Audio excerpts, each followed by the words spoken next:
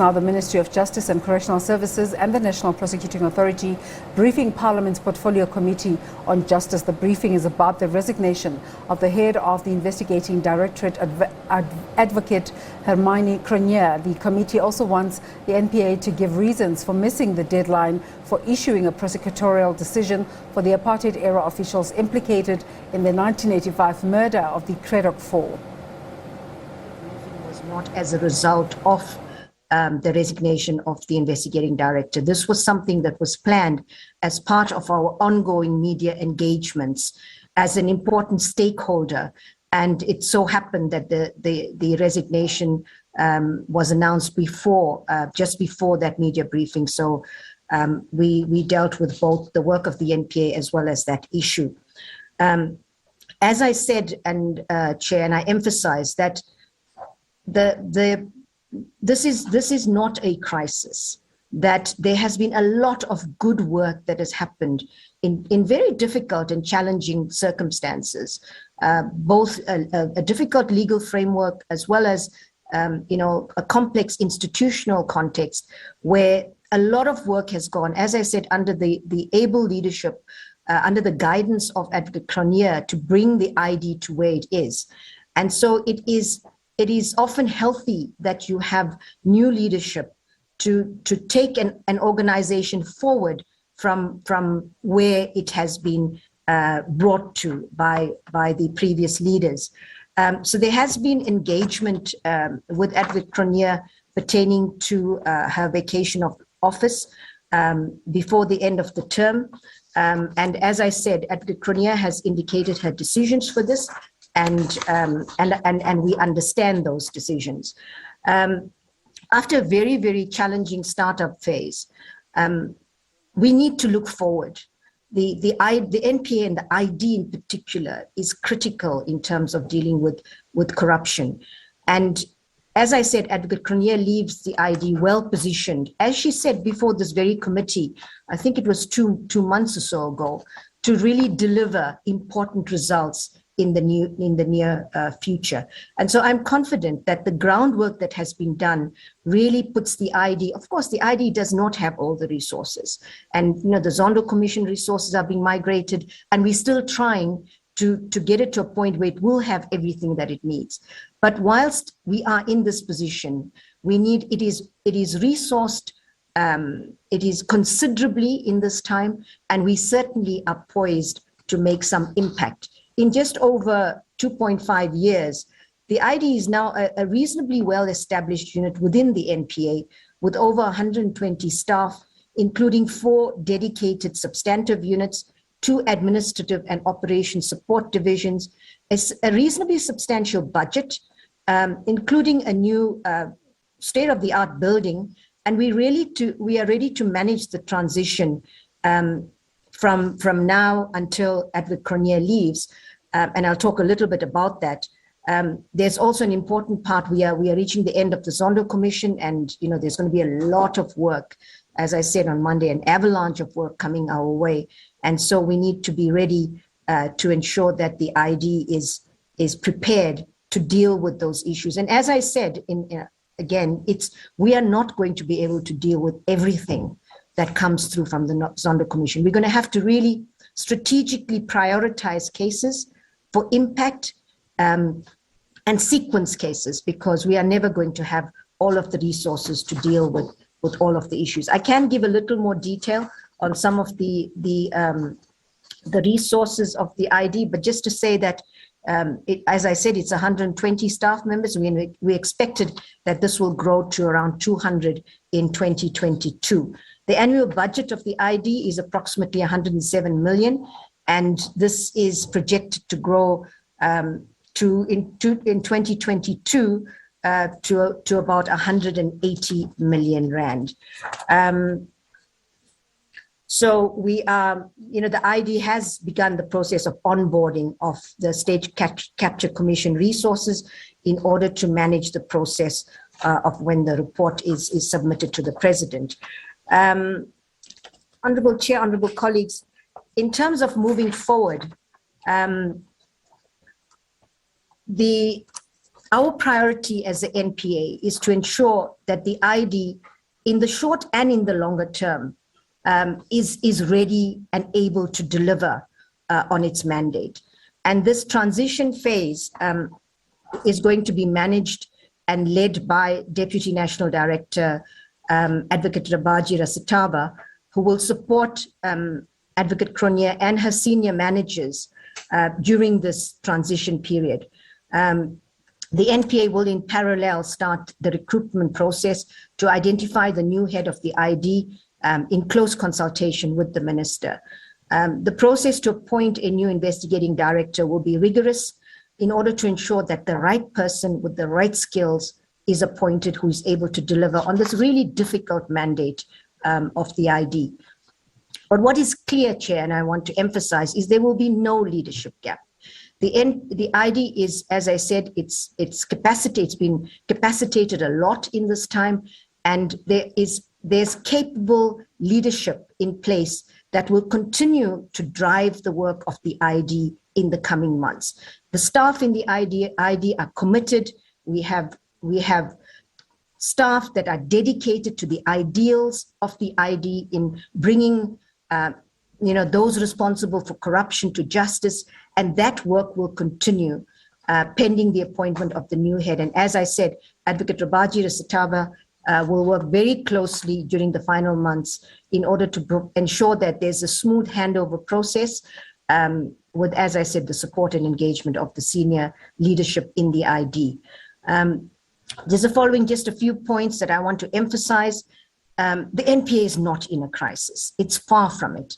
The NPA has been steadily building a very, very solid foundation. And I'm confident that we are, in fact, on a very, very solid foundation at this point.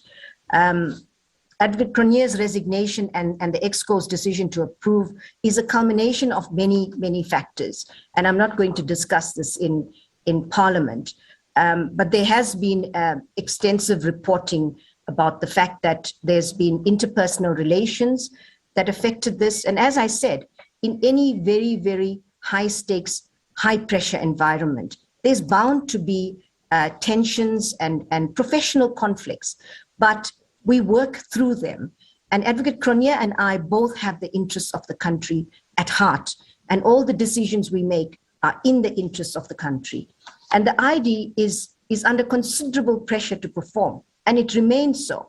But we cannot respond to pressure.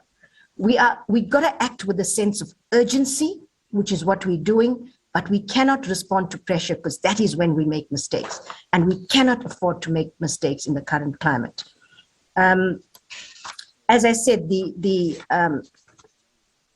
leadership transitions are normal and often healthy. All organizations have staff turnover, and it's our job to ensure business continuity towards a very clear goal, and that is what we have. If we are not focused on this goal, and if we don't do whatever we need to ensure we are still moving towards that goal, then we are in a crisis. But that is not the case. Advocate Cronje was appointed the head of ID in May 2019, 2 years and 8 months ago.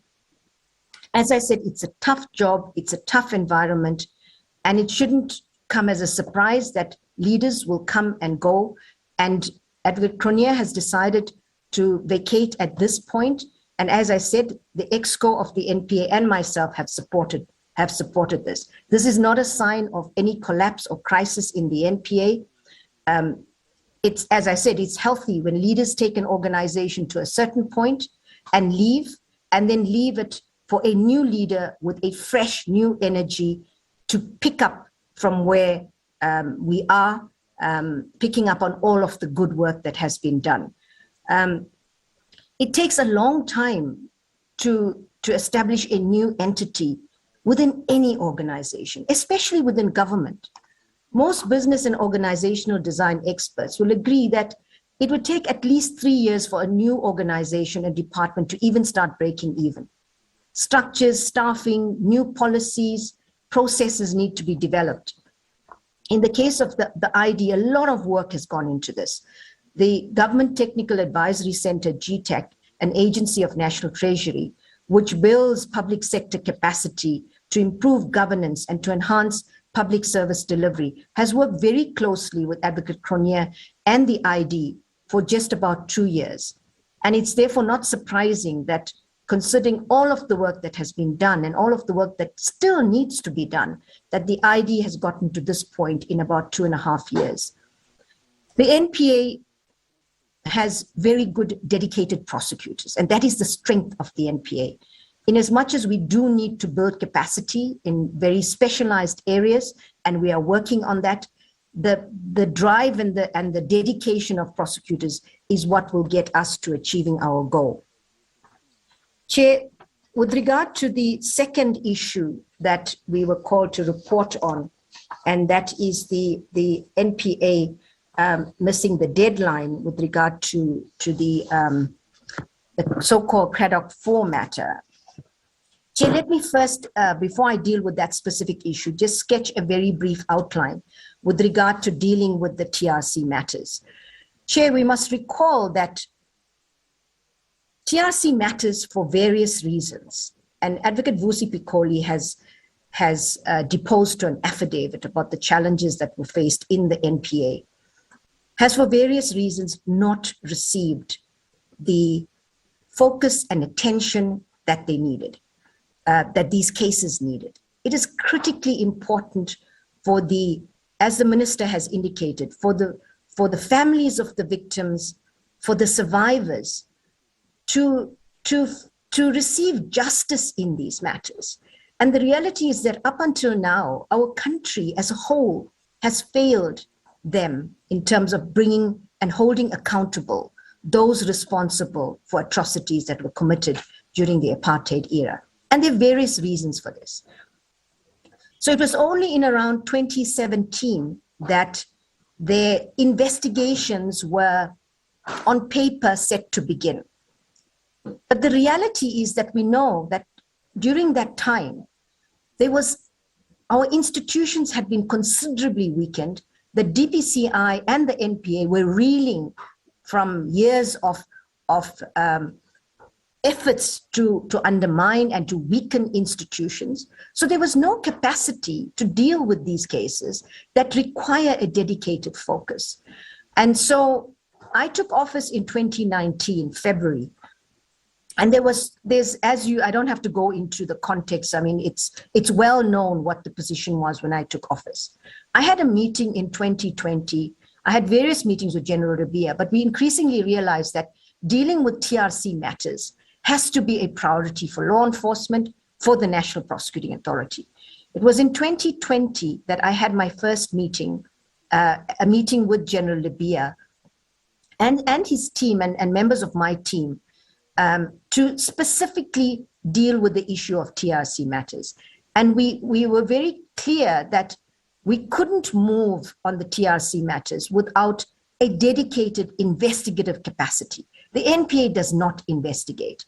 And at that time, the TRC cases were still being managed from the national office in the PCLU, the Priority Crimes Litigation Unit, that was seized not only with TRC matters, but was also dealing with terrorism matters and a whole lot of other priority crimes.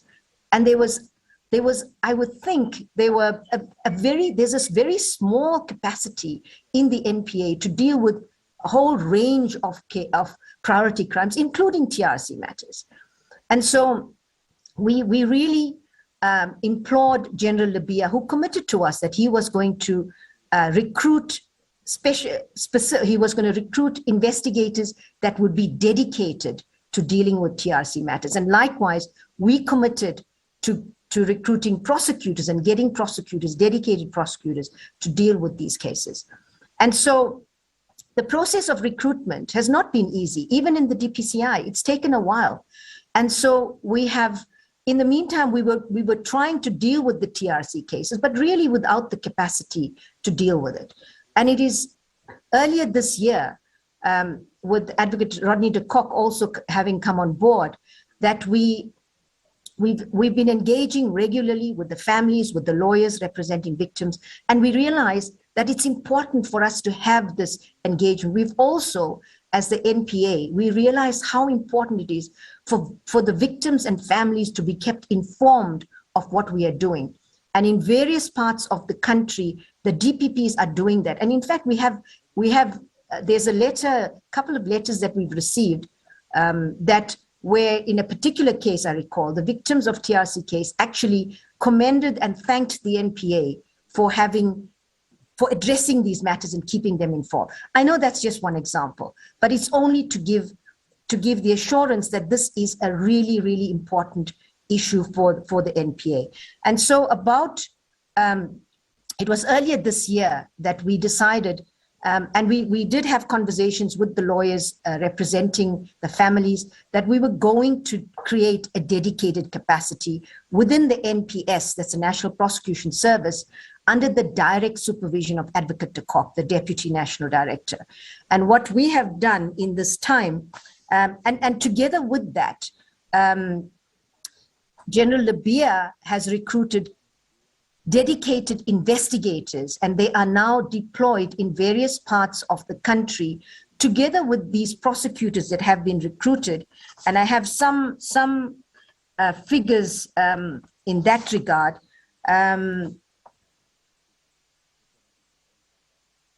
Just want to get my figures right. There are 17 dedicated investigators employed by the DPCI. And in the NPA, we have filled the following posts. And when I say these are dedicated TRC prosecutors, Chair and honorable members, I mean these prosecutors are going to be doing nothing else but TRC matters. And that is very, very, it's not the way the NPA has worked. So this is very, very important. In KwaZulu-Natal, there are 5 posts that have been advertised: Western Cape 2, in Grahamstown 4, Northwest 1, North Gauteng 3, the NPS head office 4, Limpopo 1, Northern Cape 1, Free State 1, Mthatha 1. And we have actually considered the number of posts depending on the number of cases in a particular region. And so that's based on that figure. With regard to the TRC matters that we are currently attending to, in the Eastern Cape, it's 7, Free State 2, Johannesburg 8, KZN 17, Limpopo 2, Mthatha 2, Northwest 4, Northern Cape 1, Pretoria 8, Western Cape 6. And the other is just general, is 13, probably managed at the National Office, Advocate Kock. Sorry, on that if it's necessary. So the total of 105 cases. Sorry, NDPP. Is a number. There are noteworthy cases that are in court. There aren't many. NDPP, sorry. I agree. Sorry, Chair. Yes, there's something that I would just like to get a clarity. I think it's a little bit confusing. The minister talked about 34 investigators and 23 prosecutors. Now, this 17 that you're talking about and the 23 the minister is talking about, can you explain it? Yes, Chair, we'll address that. Okay. Sorry, are we? Okay, thank you. Sorry about that, Chair. We'll address that issue, Chair. And so there have been matters that have come to court. I agree, it's been a trickle. But what I can assure the Chair, Honorable Chair and committee members is that this capacity has been put in place. And we need to give it some time to really start working to see these cases coming through. We are working with an investigator that the families have appointed. And it is this close collaboration with the families that will allow us to move these cases forward. Now, the specific issue relating to the Cradock 4 matter, where the NPA missed a deadline, Chair, the position in that matter is that in an effort to get the NPA to move faster, the family brought an application to compel the NPA to make a decision. What happened then is, and I will ask my colleagues to add to this, is that the matter was in court and we had to, the NPA made a decision, made a commitment to make a decision by the 2nd of December. Namvula, is that right? By the 2nd of December. But it was dependent on investigations being complete. But yes, there was a commitment. The prosecutors handed the docket over to the lawyers representing the families. And they then identified a whole lot of issues that required further investigations. And it became clear that we were not going to, the NPA was not going to be able to meet the deadline that they had in fact committed to. And what the prosecutors then did is that they, the DPP of the Eastern Cape, Mr. Barry Madolo, who is now himself personally involved in these matters, on the 1st of, where do I have a date? On the 1st of December, sent a letter to indicate that we were not going to be able to meet this deadline, and that, yeah, I just want to make sure I get my facts right on this, Chair. Just one moment, let me get the,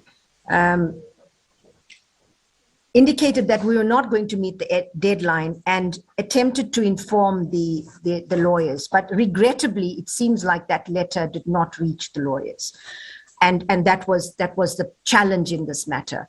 But it was clear from what the victims, the family of the victims had indicated, there's still a lot of investigation that's outstanding in this matter.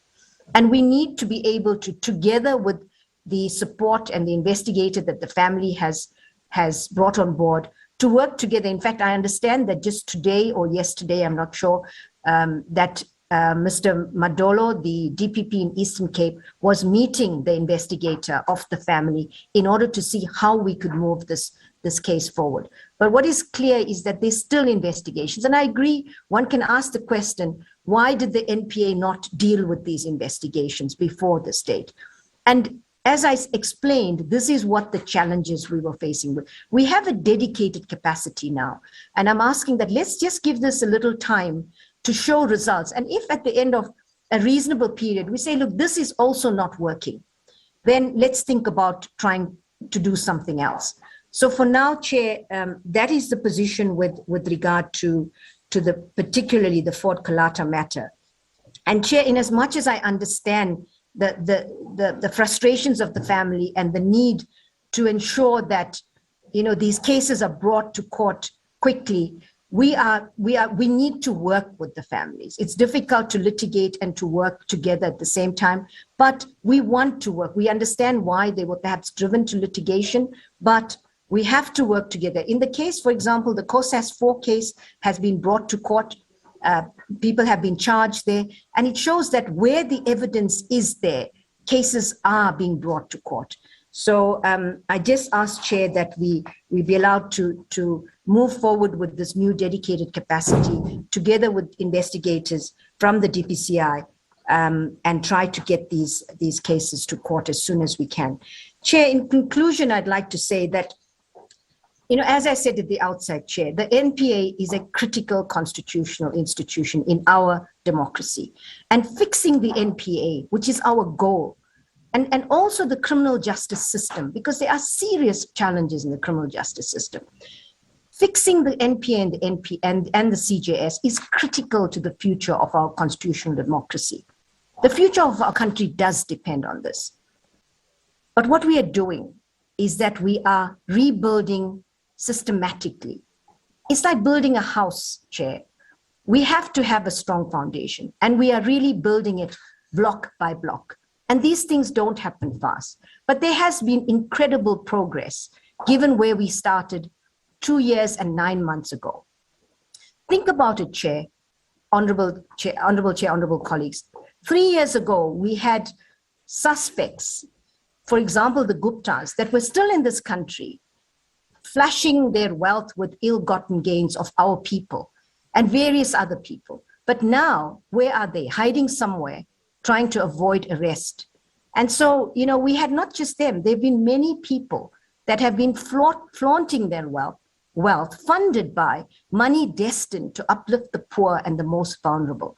But today the question is, are they sleeping peacefully in their ill-gotten luxury? Or are they wondering, when is there going to be a knock on their doors?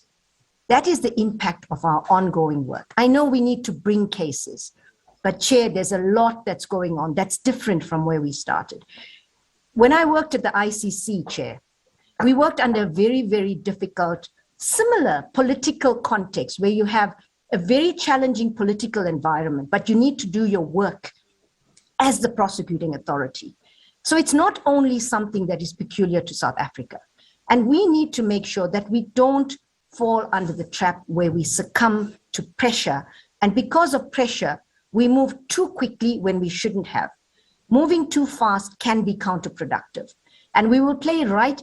Can you imagine if just after the National Director took office, we started prosecuting people that were accused of state capture without properly investigated cases? I, as the National Director and the NPA, would have been accused of targeting certain factions. And therefore we need, and we are still being accused of that. But what we are doing is systematically building cases. Chair, there's mountains or terabytes of evidence that prosecutors and investigators have to wade through in order to make sure that our cases are watertight. Failure, Chair, of the NPA will be indeed, it could be have a huge impact on our constitutional democracy. And it's like this house, you know, if you don't build a house on a solid foundation, it collapses and people are injured or die. We can't afford not to build the NPA on a solid foundation. Our decision-making must be separated from pressure, but we must act with a sense of urgency. And that is what we are trying to do. Thank you, Chair. Thank you, NDPP. You said you are going to explain the issue of the 17 dedicated prosecutors, investigators, and the 34 that was raised by the minister. Chair, sorry, we have two. I'm just going to make sure. Chair, I'm going to get the detail from Advocate de Kock and the numbers and to see where's the confusion, and I'll respond to that as soon as possible, Chair. Thank you very much. Members, I have Honorable Cronje. Any other hands? Honorable Horn, Honorable Breitenbach, Honorable Swart, Honorable Breitenbach. You start with Honorable Cronje. And myself, Chair. Honorable Mola. Chair. I will, members who raise their hands now, you will be noted. Let's allow Honorable Cronje to proceed. Thank you very much to yourself for leading us to convene this critical session. Let me also take this opportunity to thank the NDPP Advocate Batohi for the presentation she has put forward. Having watched her on Monday making the media pronouncement, I had mixed feelings whether the Monday media was a preemptive strike before Wednesday. So by the time we come on Wednesday, she would have well prepared us. I was not sure whether that was a strategy. But she seems to say it was long planned before Friday when we decided want to see her. So I take that. But Chair, I just want to raise a couple of issues in both of the two issues that we asking the NDPP. And I want to do so, Chair, with the theme that I really want to drive home, that we are going to need to go beyond personalities. Institutions must hold beyond individuals. The NDPP must know that today, tomorrow, and forever that she's leading that institution, because that certainly is going to be our attitude as the portfolio committee and oversight body. We whether there's Batohi today or Cronje or no Cronje, we are interested in the service of the NPA in terms of its core mandate. I really want to set that up front, because if we don't do that, we are going to be diverted. Every time that this individual leaves, and then were diverted from the core functioning of this institution. Advocate Batohi makes a firm assertion that there is no crisis in the NPA. She did that on Monday. She's repeating it today. I will accept the assertion that she's making. But I think that institutions, healthy institutions, are characterized, Chair, by stability in leadership. They are characterized by capacity and the kind of needed skills, but as well as operational efficiency in its core mandate. Just on those three issues, accepting that there's no crisis, on these three issues, I know that the NPA is found wanting. On issue of leadership stability, on the capacity and the kind of needed skills, and operational efficiency. And if you listen to this presentation, you're going to pick up some of those kind of issues. And I make a firm view that those three critical areas don't seem to apply to the NPA. Because as we know it, the NPA chair has got a lot of acting positions in provinces and regions. On Monday, one of the things that NDPP said was that the work is done in provinces. It's not necessarily done at head office. And yet we know that in many of those provinces, you've got a lot of vacancies and acting position.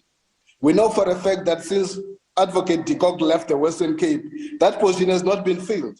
It's been acting. And you can go to the Free State. You can go to another province where you have this. That speaks to your issue of leadership capacity. I'll come back on the issue of the ID, because just on her presentation on this issue of the TRC, it begins to demonstrate to me that if she does not have a crisis, the NPA has got a problem, and we must confront that problem. It's not new to us. We've been traveling this journey with them.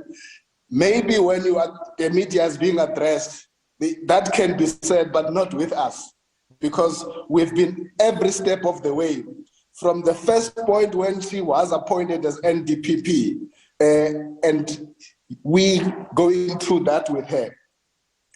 As we sit here,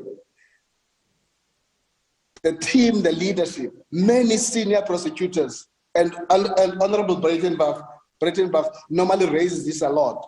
You still have got these salary disputes that you have between NPA and senior NPA prosecutors, some of whom have to continue being embarrassed about the people who are subordinate to them, any more than what they could, to a gap of even over 21,000 in one of those examples. You've got low morale in the NPA, and I thought that she would attend to these kind of issues. Now, Chair, just on the ID, because my issue here, if Advocate Cronje has taken a decision, and I hope she's here, Chair, because Advocate Cronje remains the staff of the NPA. I hope she will be able to speak to us, because I would have certain questions directed to her. I hope she is here, because she has resigned to leave at the end of March. And there are certain answers we would want to hear from her, not for her to be spoken over by the NDPP. There are three areas that the ID had to focus on, and I'm interested, Chair, as she's leaving by end of March in these three areas, do we have any time-bound assurances of deliverables in these three areas? One, she was tasked to deal with corruption in the security sector, okay? Two, to deal with corruption in the SOEs. Three, to deal with corruption that involves high-level, both private and public individuals. Now, before we leave this meeting, my most takeaway, whether Advocate Cronje is there or not there, when the NDPP says they are poised to strike. Can she confine that to these 3 areas and say to us, by March 2022, don't give me names, don't give me case numbers, but in each of these categories, is this committee, as we sit here today, being assured that on the corruption in the security sector, this is what is going to hand over, this is what we are going to be seeing, delivered, without giving us the name. On the corruption in the SOEs, what is there that is working on to live with this institution, and the corruption on high level individuals, without giving us the names, because that would have been her core framework, her core area of work. And as she leaves, we cannot get clarity as to whether there's been progress on this, or is she leaving because there's lack of progress in terms of what she has been. So I would like to get that, Chair.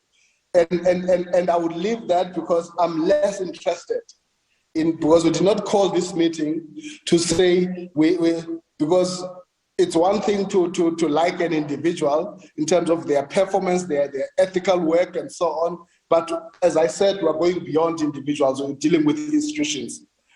On the issues of the TRC, Chair, it's very clear, just listening to Advocate Batohi herself, that it had to take attorneys and lawyers of a family to poke holes in the work of the NPA.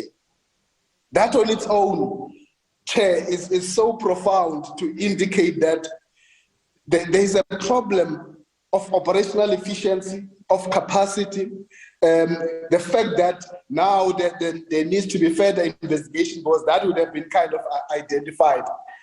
I think, Chair, on these issues of Cradock 4, because on the other hand, you'd have the COSAS 4 and so on, who are in court, and yet that process is stalled. It's not just the Cradock 4. But on this, Chair, I think we must make the point that what has been presented, Advocate Batohi, on this, from where I'm sitting in my ward, the justification you're making for this lack of progress is not persuasive, it's not compelling, and I think this is the kind of presentation you are making that I think we should ask you to go back, and with some certain timelines, Chair, under your leadership, to say by this time, end of December, or by this time in January, can the NDPP come back to us, not with some kind of general presentation she has made.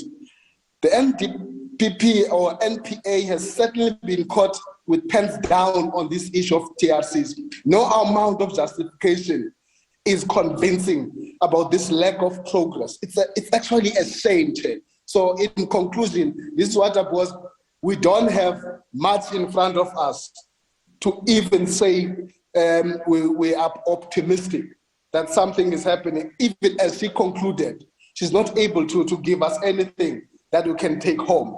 And I'm suggesting that before you close this meeting, we agree to say this is a timeline you give it for them to come back with clear deliverables on this process in terms of the Cradock 4. Thank you, Chairperson. Sorry for being long. Thank you very much, Honorable Janji. Honorable Horn. Thank you, Chairperson.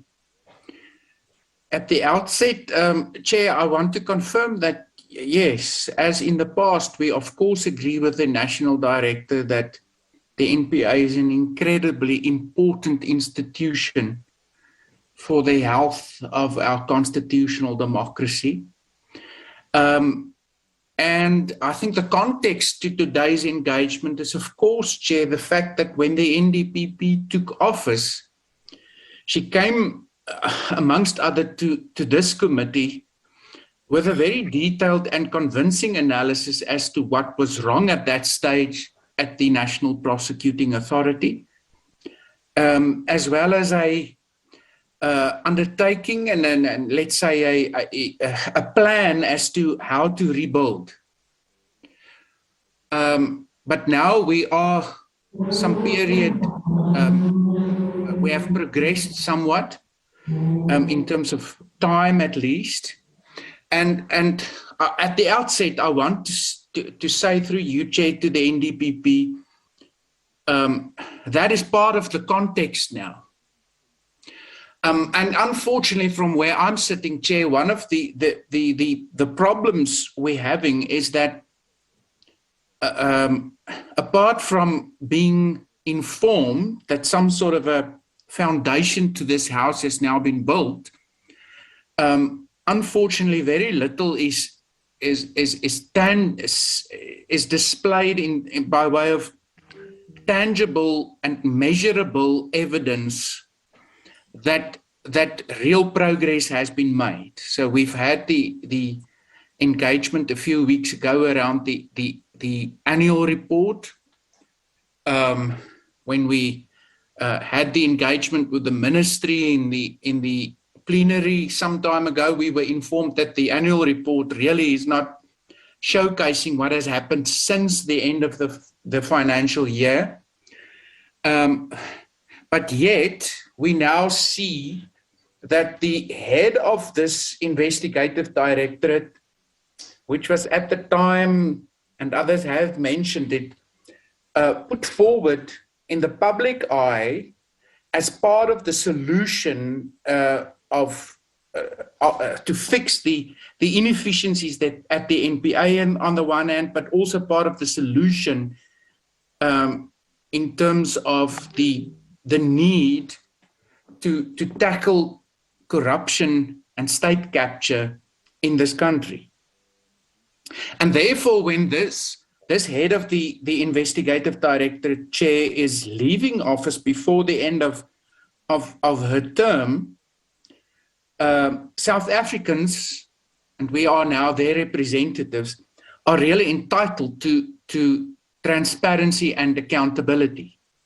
So when I hear the NDPP say that she's not going to unpack the interpersonal issues that has been there, I can accept that, Chair, because I think she's quite correct to say that any one of us who's worked in any environment, whether it is a high-pressure environment, a corporate environment, or whatever environment, would understand and accept that there's always going to be some interpersonal tension. But having said that, I think without going into detail, one must ask the question as to what extent has that interpersonal issues contributed to the fact that Advocate Cronje is going to be leaving office prematurely, and whether it can be stated without fear of contradiction now or going forward that ultimately those issues did not play any role. So that's the first question I want to ask. Then secondly, Chair, in terms of also now managing the situation, and if I am to accept that this is not a crisis, then it is at least a serious bump in the road. And in terms of managing an institution like this with the responsibilities that comes with being the national director, my view would firmly be that whilst one cannot bow to public pressure, you still have the duty in a situation like this to do some serious introspection and to ask yourself, given the fact that you as the national director is the one functionary in this country who is supposed to have all the information as to what has led to this resignation, you must ask yourself, if I can turn back the clock, what should I have done differently, or what would I have done differently if I were in the same situation? And that is, of course, the type of question you must ask yourself in order to grow from this situation and as part of senior management. So I want to ask the NDPP, what is the answer to these questions? And that is not necessarily, Chair, only in respect of the interpersonal issues, but also if one then accepts that the interpersonal issues was not at the heart of the resignation, then there, of course, must be structural issues that has led the head of the investigative directorate to reaching a conclusion that ultimately she must leave this office. Because, I mean, if we are to accept that this investigative directorate has been positioned by her in such a way that it's ready to, as the Honourable Jantjie said, pounce now, then there must be some other very serious structural issues that has caused this resignation. And I think we are entitled to ask what are those, even if it is not necessarily something with which the NDPP agrees.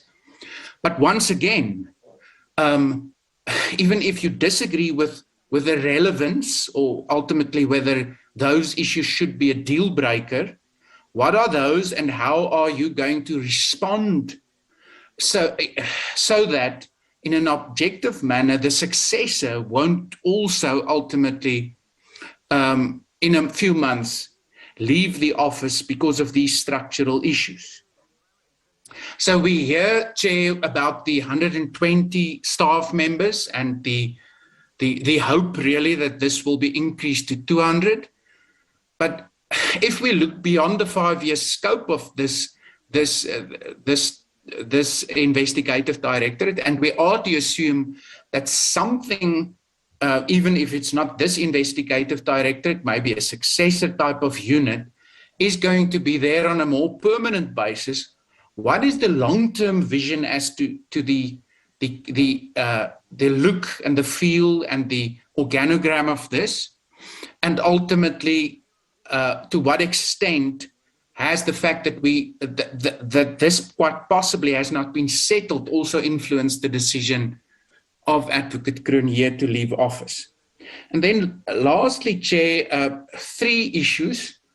And I heard the NDPP making the statement about inaccurate media reports. And whilst all of us in politics quite obviously also have at some stages been at the brunt of maybe inaccurate report, the reality is that the media play a vital role to assist in terms of also informing South Africans and playing an oversight role in terms of public institutions. So whilst I have some sympathy for her, I think the reality is that we can also not leave unattended to as to what has been reported. So 2 issues I want to raise in this regard is the first issue is that some of the media seem to suggest that some of the attention was not interpersonal, but rather centered about the lack of the results after an expenditure of about 400 million rand in respect of consultants or senior legal practitioners, which, if I remember at the time, was going to be the ones who ultimately, through their involvement as consultants, trying to ensure that the NPA take watertight cases to court. So they were going to be the ones who question evidence, chains of evidence. So is there any truth that ultimately the 400 million rand has been spent, but the cases are not case ready yet? And then maybe linked to that, Chair, the whole issue of, and this is a repeated refrain when we talk about these state capture and corruption related cases, and it has been said today by the NDPP that it cannot be afforded that there be mistakes made. And then some of the media reports seem to suggest that ultimately the fear for failure was a major issue in respect of the way the investigative directorate has gone about their affairs or the preparing cases. So I want some comment regarding that. And specifically, ultimately, I want to ask Advocate Batohi the question as to, yes, whilst of course nobody wants to go to court with something less than a rock solid case, when do you reach that tipping point where you also realize that this case is ready, even though it may not be perfect, because even a non-perfect case might be winnable? And then lastly, Chair, in respect of the building of capacity, and today the statement again has been made that, and we accepted at the time that capacity to deal with this type of more complex cases was lacking in the NPA. And now it's being said that we are building this capacity. But I want to know, how are we building this capacity if we're not taking cases to court? I mean, it obviously can't be built through moot courts. I would have always thought, and that was my understanding at the time, that through taking less complex cases to court, the capacity in the prosecution amongst prosecutors would be built to then ultimately start taking the more complex cases to court. So I want some feedback on that regard. In this regard, also having heard the statement again that we are building this capacity within the ID in terms of more senior prosecutors needed. Thank you, Chair. Thank you, Honourable Horn. Honourable Swart. Well, thank you, Chair, and thank you to the NDPP. And I just want to start off by just also encouraging you and all the staff in the NPA. This is a very challenging time for you. And though we might ask some very robust questions, we do join you in wanting you to succeed, in wanting the successful prosecutorial services to be set up, to build on that foundation that you have been doing, and to bring to book all those criminals that are being involved in gender-based violence, in state corruption, and to recover the ill-gotten gains. And so I appreciate the work that you've been done, that your colleagues have been doing up to now, given the fact that the NPA was hollowed out largely under the previous administration, and it does take time. And I know the Deputy Minister hopefully is on the platform. I mentioned this in Parliament as well, that I do understand the complexities of these matters, of the forensics involved, but at the same time, I'm sure you'll appreciate that we, as public representatives, are also have been under pressure to ask the right questions and to inquire as to the successful prosecutions of those involved in state capture.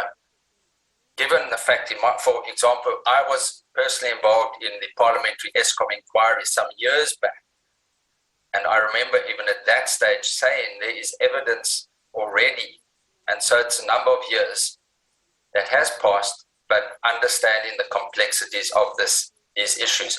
So from our perspective, we clearly are deeply saddened by the resignation of Advocate Cronje, and I would like to thank her through this portfolio committee for the work that she's done in setting up the ID and under very difficult circumstances, under budgetary constraints. And I'm sure my colleagues will, and the chairperson might want to comment on this at a later stage, setting up this very important institution, setting up that foundation. That having been said, I appreciate the fact that details have not been given as to Advocate Cronje's resignation and the reasons for that. But if one has a look at her last briefing, which was in July, one can glean from that some of the frustrations. And so I'd like you to just refer to this, and so that we can have an understanding of whether these frustrations are being addressed and to what degree we as Parliament can assist you, given the fact that this could have contributed to her resignation. Let me just highlight some of them, and they relate to institutional impediments that she has set out. At that stage, it was before Parliament's Standing Committee on Public Accounts. First of all, the lack of skilled and capable investigators and prosecutors who are equal to the scale and scope of the investigations and prosecutions that the ID is seized with.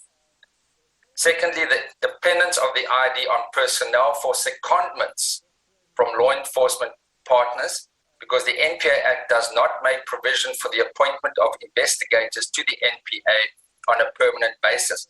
Now that relates to security of tenure of the investigators in the ID, and I think that is a great concern. And to what degree is that being addressed to ensure that your investigators have security of tenure? Thirdly, if this account is correct, a dire skills shortage in the public sector with constraints on employing skills outside of the NPA, specifically recruitment of financial investigators and critical litigation skills at sustainable remuneration rates. The next item relates to plans to transition State Capture Commission resources and capability to the ID being delayed by the extension of the Commission's time frame with significant impact on the ID work. Now, we appreciate in that regard that there has been, the laboratory is being set up, the forensic laboratory, according to the Minister's briefing in November, that the forensic lab currently being used by the Zonda Commission is going to be transferred to the ID. Can we get an idea as well as to how that is progressing? And of course, the transfer of the investigators that are presently working with the Zonda Commission to the ID or the NPA, and what their tenure will be. Another item that was raised by Advocate Cronje as being an institutional impediment related to slow procurement processes within the state being a further delaying factor. And lastly, the digital and commercial investigation capability, which is purportedly said to be critical in cases where, as you've said earlier, NDPP, terabytes of data has to be analyzed and processed. So those are some of the concerns that she raised, and it would appear that they could, if one speculates, this could have been a reason for reaching a level of frustration not being able to continue. So if you could comment on that, I'd greatly appreciate that. The next item that I'd like to raise is, we understand the head of the asset forfeiture unit will now, Advocate Rabaji Resetabe will be assisting or supporting Advocate Cronje in this transitional phase. Now, we're all aware of the challenges that the asset forfeiture unit has. And if one has regard to what is purportedly said, that Advocate Cronje has been working night and day on these issues, how will she manage? How will the head of the asset forfeiture unit support Advocate Cronje in this transitional phase, and will this not negatively impact on the asset forfeiture unit itself? Now, one of the perennial issues has been the cooperation with the Hawks and the challenges with those dockets being prepared. Was this possibly a reason for Advocate Cronje's resignation as well? And how is that relationship at this stage with the NPA and ID being also reliant to a large degree on the capacities of the Hawks? Now, I was interested at to note again that the budget for the ID, 107 million to 180 million, and again, we as Parliament need to accept the fact that we appropriate funds.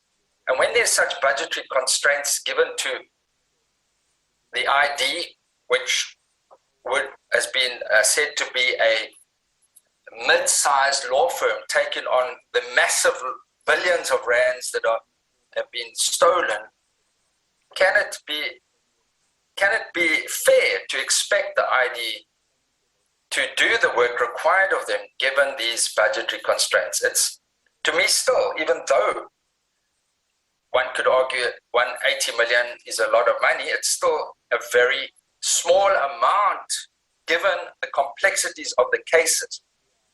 When one looks at the Eskom case, for example, could it be a possibility that Eskom helps fund those prosecutional matters? I know there was challenges with the Steinhoff investigation where the Steinhoff company funded forensic investigations, but surely one needs to start looking at additional financial resources to prosecute these very large cases, obviously maintaining one's independence at all times. I know there was controversy even around the Steinhoff forensic funding, but to make progress and to have the sufficient forensic, there's probably forensics where the most money is spent. And again, as Mr. Horn indicated, the 400 million for legal practitioners, sums of money need to be spent. But the benefit, as I've always said, is you can recover hundreds of billions of rands. The SIU can. The asset forfeiture unit. Makes no sense to me to cut your budgets when you can recover millions and millions of rands, unless there's not a political will to support the work you're doing. And at the end of the day, we as parliamentarians need to accept responsibility for that as well. But at the same time, as Honorable Dianti said, to hold you accountable as well, very much so. When it comes to the TRC cases, I would just like to ask about the pending High Court case now. Given the fact that, if I understood correctly, an undertaking was given, I'm not sure if that was made an order of court, given the family's litigation, and the fact that you have indicated there will be feedback, but is that litigation now going to continue, given the fact that the deadline was not adhered to? Thank you, Chairperson, for the opportunity to ask these questions. Thank you very much, Honorable Ernest Bredenbach. Thank you, Honorable Chairperson. Yes, Chair, look, I understand perfectly the size of the job that the National Director undertook when she was appointed. I probably understand it better than most.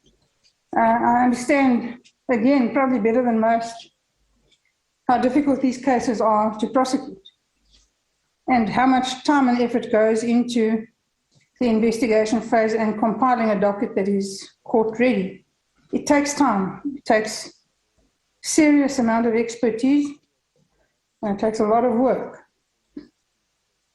So you can accept that I have full comprehension of those difficulties. But we are 3 years down the line, and we have seen very little progress. I'm sure that there's been a lot of progress in the backroom, building institutions, building prosecutors, building dockets. But again, that's what the public needs to see. And the National Director knew that when she took office. She knew that even then the public was impatient and angry and hungry for results. She acknowledged as much when she accepted office, and it's not, frankly, good enough now to keep telling us we need to be patient. Our patience has run out. That runway is closed. South Africans need to see results, and this committee, fortunately or unfortunately, is tasked with oversight of these institutions, and we must ask. We're here to represent the public. We must ask those questions on their behalf, because if they were here, that's what they would be asking. We need to see results. We need to see people in court. We need to see prosecutions happening. We need to see people going to jail. It's as simple as that. It's not hard. And I know that the National Director understands that. How she gets there is unfortunately her job. And they must now do it. Mr. Chair, Advocate Cronje is, I'm largely covered with regards to these issues by Advocate Yankee and Advocate Horn and Mr. Horn and Mr. Swart. Jesus, just a second. I'm sorry, can somebody ask in my place? Someone's ringing my doorbell. I'll go next. Honorable Nomathemba Jale.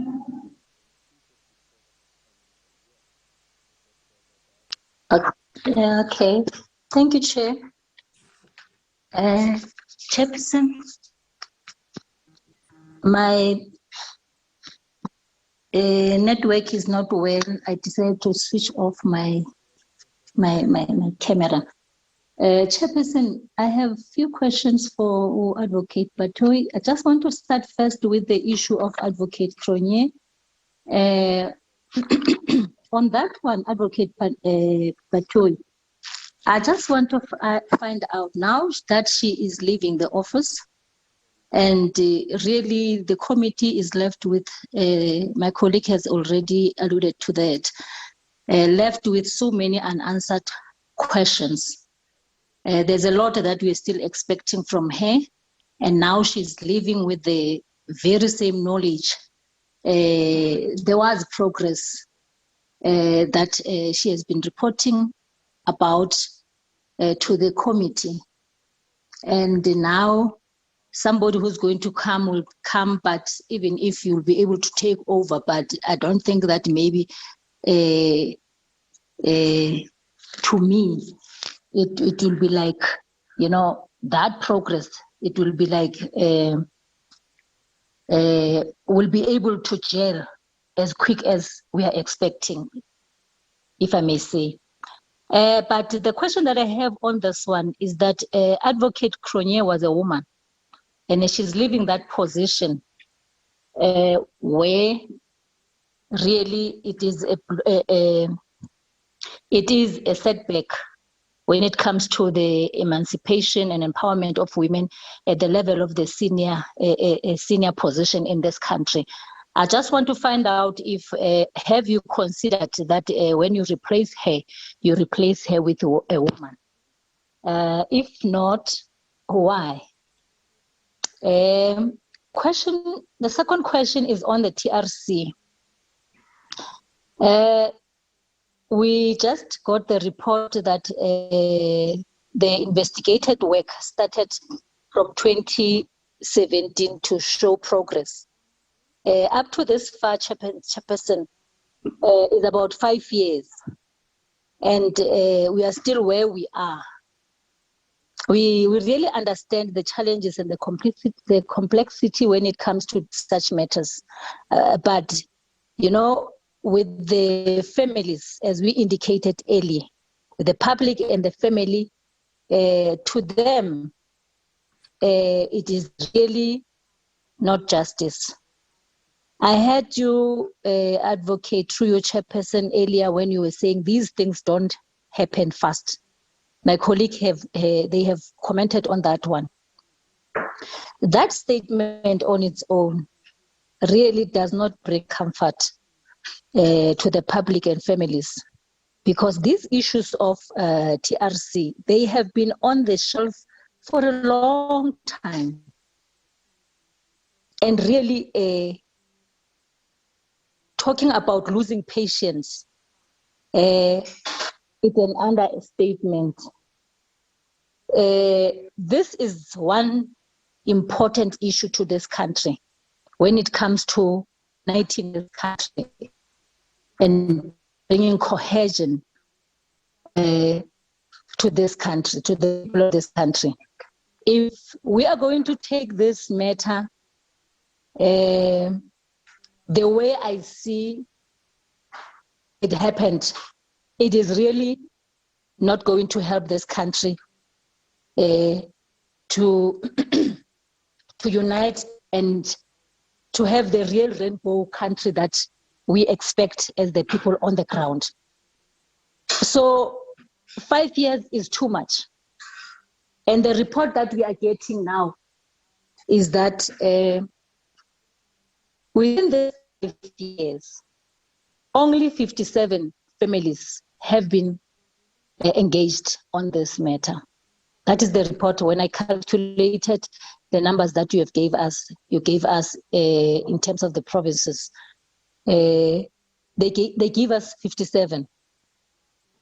And to me, Chairperson, the question comes into my mind is that the whole, all these years of apartheid, is it only 57 families? But I know it's not 57 families. But is that all that we can do for this country. And my issue also on this part of the families is that I was thinking in my mind that these families that we are talking about, 57 of them, it might be the families of those people that they are maybe well known, you know, they were well known, and they are the families that, for example, the two ones that we are just talking about, that maybe there are people that are really behind the foundations that are trying to push that they get justice on these families. What about those families that do not have anybody to assist them in their issues? Because organizations like Kuluma and all those organizations, they've been bringing families forward to give their stories. Issues have not yet seen the light of the day. So I'm saying 5 years, that wasted 5 years from 2017, including the years when we got democracy. Is that all that we can do? This chairperson brings me to the issue of saying maybe this committee can also assist the families and the public by bringing speed on these issues of the TRC. For example, we have a slot, as we have been reported that we are having investigators that has been dedicated to this work of the TRC, that we give slot. We should not cluster this matter with other issues, because it is very important, Chairperson, very important. We give it its own slot so that we can monitor its progress and be able to give closure, even if it's not closure that we think that maybe we'll finish it now, but we should see progress, closure to some other families. As we are sitting here as a committee, at least we count and say, this one we dealt with, and people are being, we hear about the committee saying they want to see politicians in orange overalls every day. We want to see also perpetrators of apartheid in orange overalls, old as they are, because now we are not going to, we have been waiting for a long time. So if we can have a different slot, Chairperson, and also if we can be given a report about those other individuals and other families that they have not been consulted, one will appreciate. Progress is what we need, Chairperson. Thank you very much. Thank you very much, Honorable Chair. Honorable Breitenbach. Thank you, Honorable Chair. I apologize for the interruption. So yes, I was largely covered by Honorable Janki, Honorable Horn, and Honorable Swart. But there are issues that are not being addressed, that are being glossed over by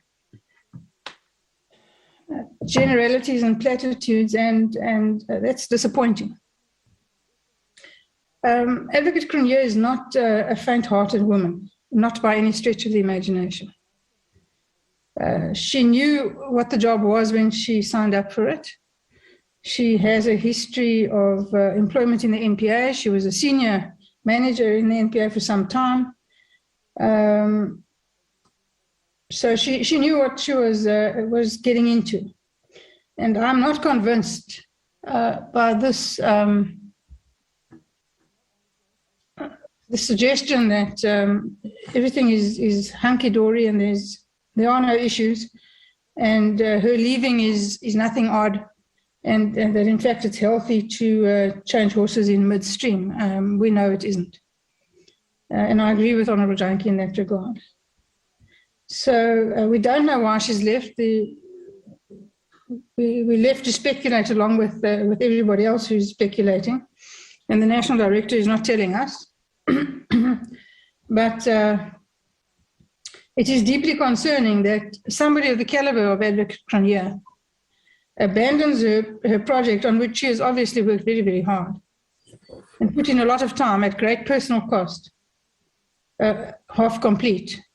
It's unlike her, and it leaves me deeply concerned. I don't expect to get any more information than has already been given. I'm merely commenting that I'm not convinced, and while it may well be healthy to change, a change in leadership may be healthy every now and then. This was a fixed term contract. It was only for 5 years. It was never going to be forever, and it's very unlike Advocate Cronje to leave a project dangling halfway through. So I'm concerned. The National Director in the press conference mentioned that the investigative directorate was only dealing with a small percentage of the matters, concentrating on the highest priority cases, I presume the most complex and highest profile cases, and that the rest were being dealt with by the specialized commercial crime units. I would like a percentage breakdown so that we can understand precisely what's happening here. What percentage of matters is being dealt with by the ID, and what percentage of matters is being dealt with by the SCCU? And then how is the SCCU capacitated to deal with this massive influx of work?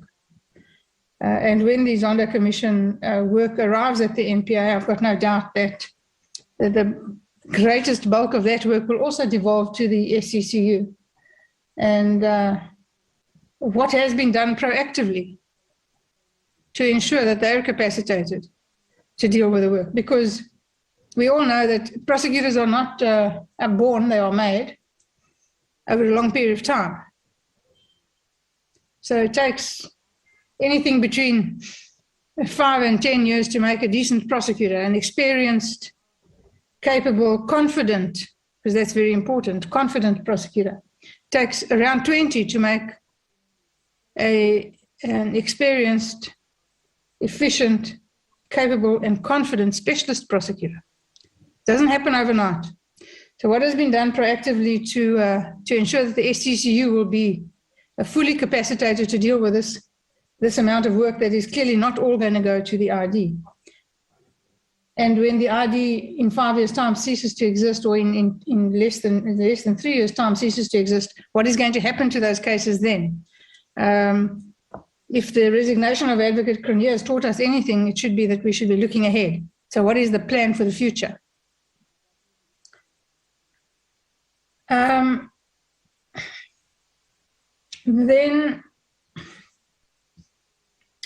the National Director referred to in the press conference, particularly to Stalingrad tactics being used by accused people in high-profile cases, and of course we all know that's true. We've seen the master of it doing it for the last 20 years.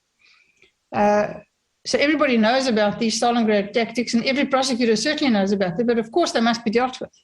Cases can't drag on forever and ever and a day, simply because the accused doesn't want to stand trial.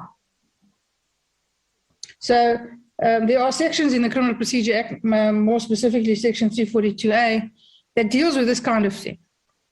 And there's a portion of Section 342A that has not been promulgated, and it relates to cost orders.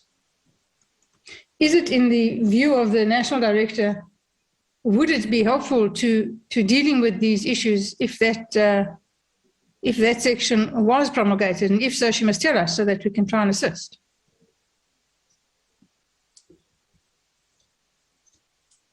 The National Director also had a semi-harsh approach towards the press. And I agree with her that the National Prosecuting Authority must be supported, and Lord knows we've certainly supported them.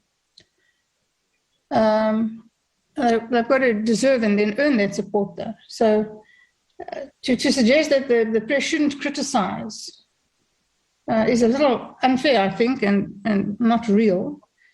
And it needs to be a two-way street. If there's a proper interaction and communication with the press, then they wouldn't have to rely on information that's not necessarily factually correct.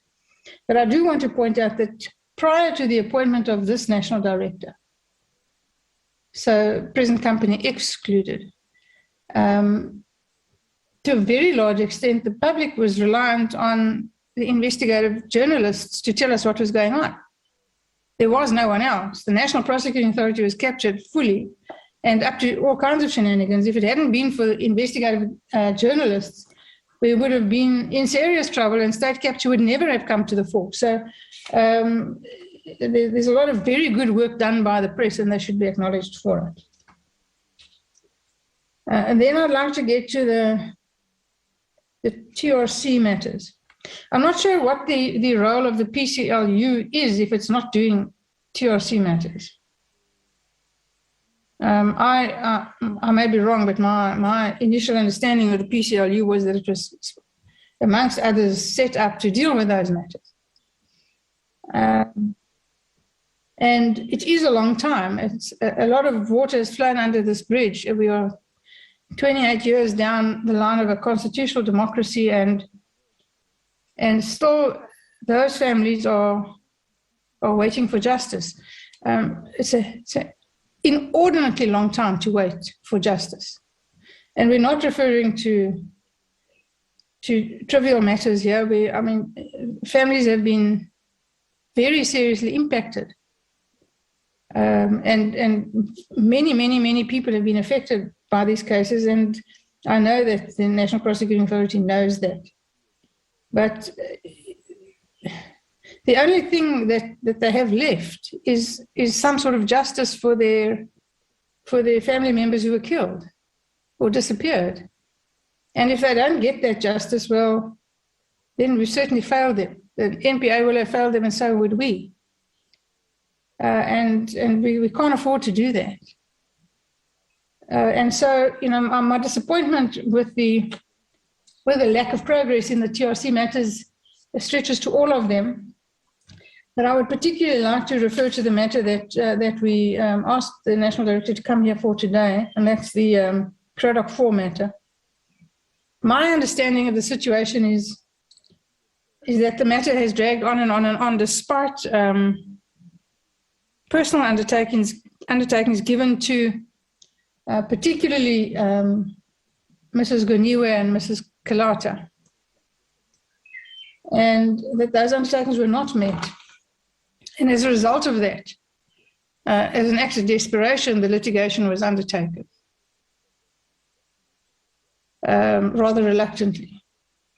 And that the litigation was then suspended because of the matter being placed under case management by Judge Ledwaba. And the litigation was suspended on the back of an undertaking that a decision would be given by the 2nd of December. So when the date approached, the due date, an undertaking given to a judge, no less, which in my day carried some weight, I'm not sure if it still does, it should. In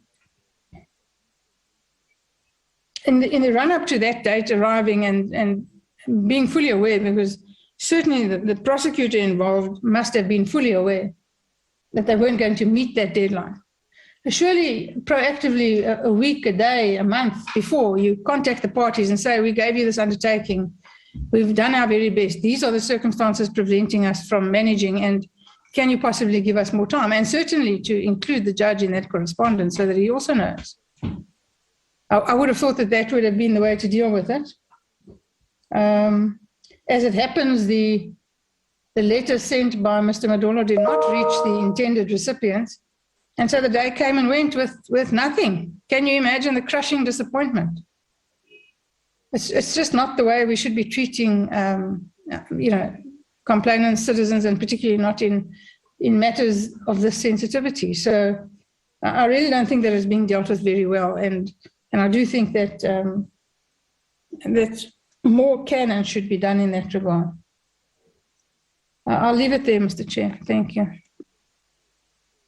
Thank you very much, Honorable Breitenbach. Honorable Ngola. Well, thank you very much, Chair. The disadvantage about your committee, Chair, is that if you are the 6th speaker on the line, when your time comes, all issues may have been exhausted. Nevertheless, Chair, No, Honorable Mon, there is no, in fact, you won't be penalized when you say, no, I'm covered. You won't be no, Chair, I just have some few sharp issues to point out. Although my colleagues have covered a lot of ground, and I agree with all of them, starting from Honorable Jantje to Honorable Breitenbach. The first issue, Chair, is the last point Honorable Breitenbach finishes on the failure of the prosecuting authority to inform the families or the legal representatives. Yes, one would have actually expected NPA to have written to them a month, 2 weeks, explaining why they would not be able to reach the undertaken deadline. But moreover than that, the answer from the NDPP says they have attempted to write to the legal representatives of the family. But those legal representatives did not actually receive the letter. I mean, in my view, Chair, this is a very ambiguous answer. It's 2021. We are no longer using Telegram. We are swiftly going away even from the postal services of the South African Post Office. Nowadays, even when you send an email, Chair, it tells you if this email was sent or not. It even tells you when the address you were sending the email to could not be found. So I think the NDPP should not be shy to tell us that the NPA failed to honor what they were supposed to have done. Because from where I'm standing, the explanation of the attempt to send the letter to legal representatives does not stand. Or if the NDPP can convince us that it stands by saying, this is what actually happened, not the fact that you attempted to send a letter, that they could not find it and all that. To me, it's an ambiguous answer that does not help what we're trying to do as this committee. Two, Chair, given the current evidentiary material at the disposal of the NPA, both the financial and the human resource they have, what do they think will be the turnaround time for them to resume prosecution on these apartheid crimes?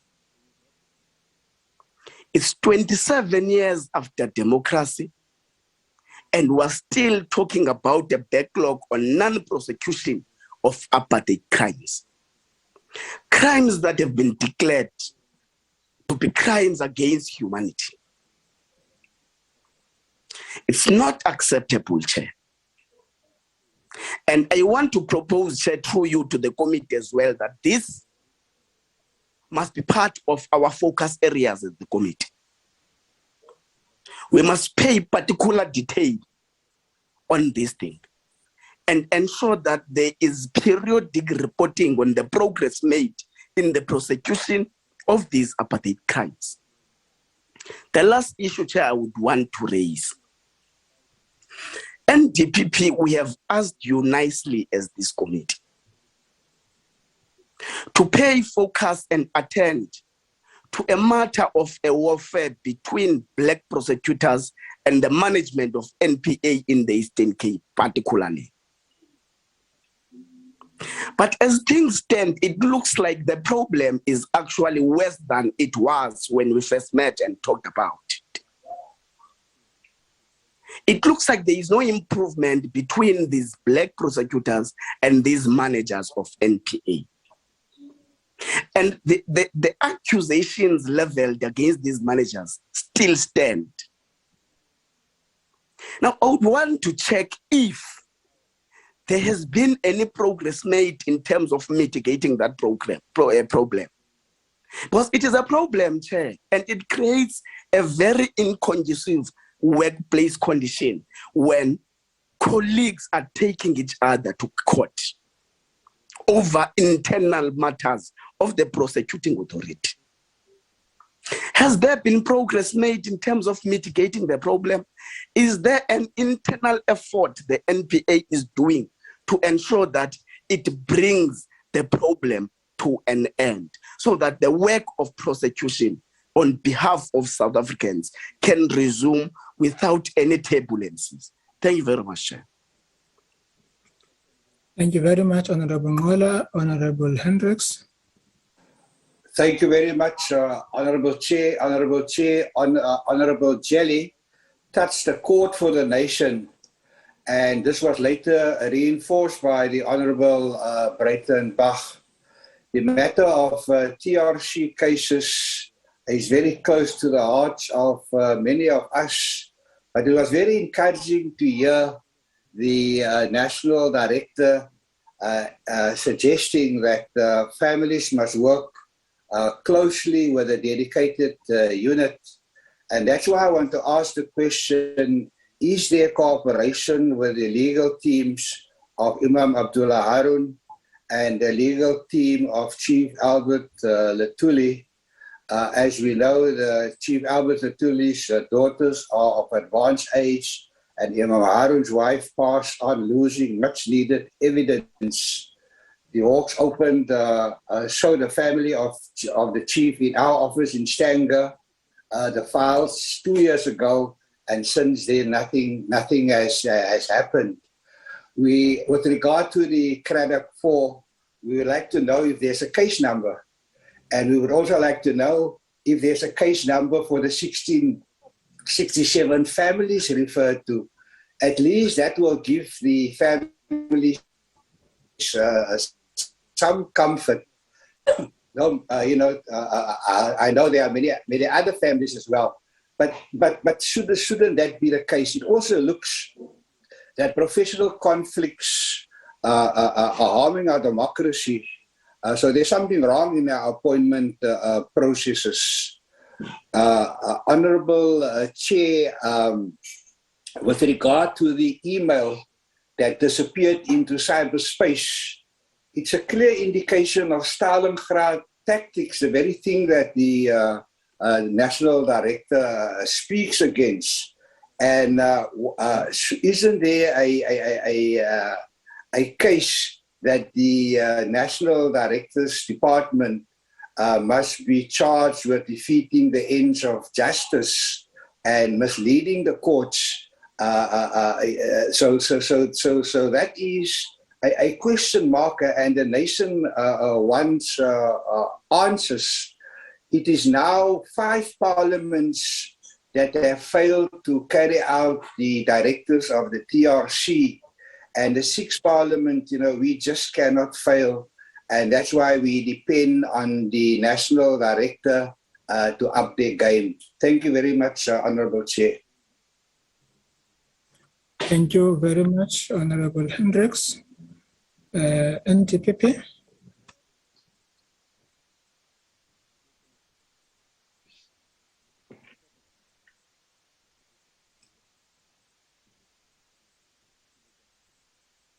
Thank you, Chair.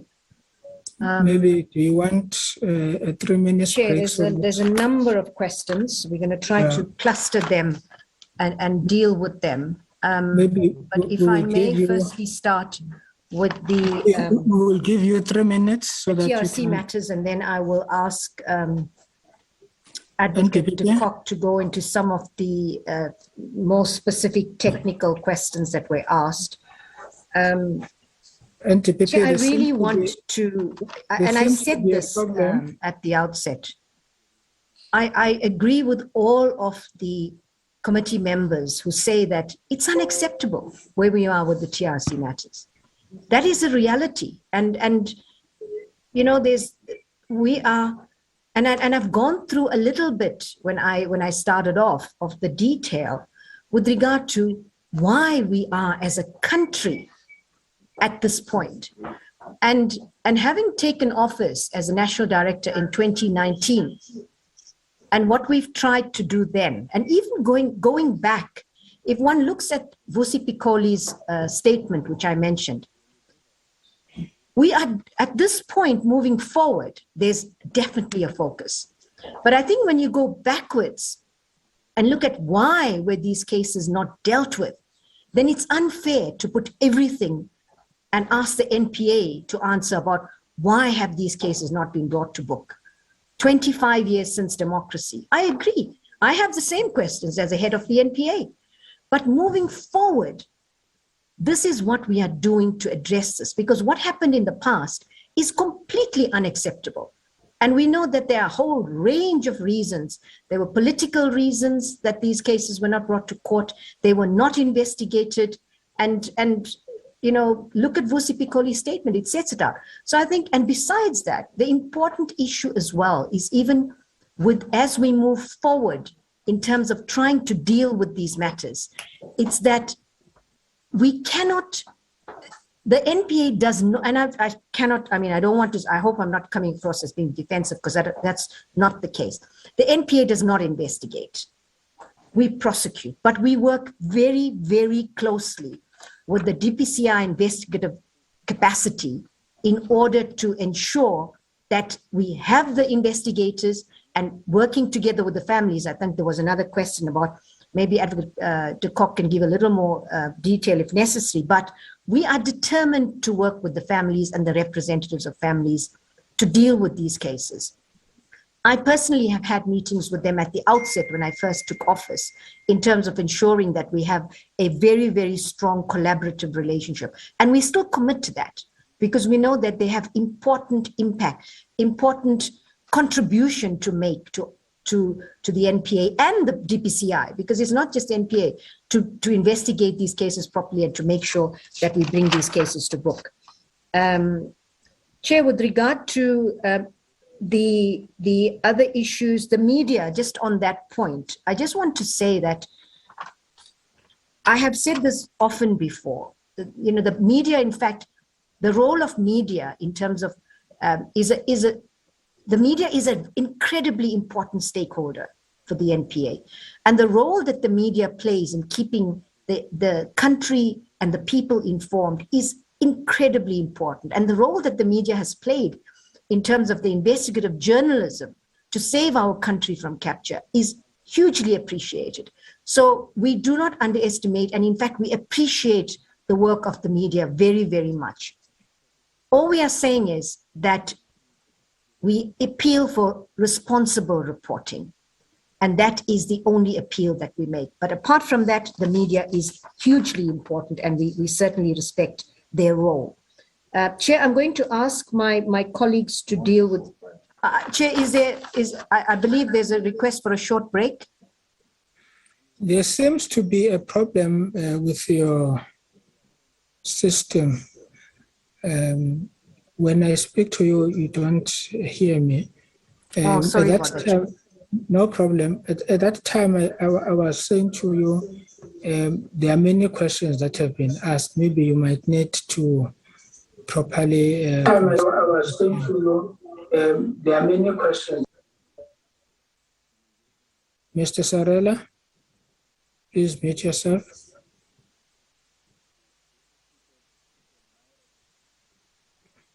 Yes, I was saying that there were many questions. Maybe you might need to have 5 minutes or so, which will serve as a comfort break so that you can be able to spread your questions amongst your team members properly. Sure, that'll be appreciated. Thank you, Chair. Yes, can you come back at 12? We'll do that, Chair. Thank you very much.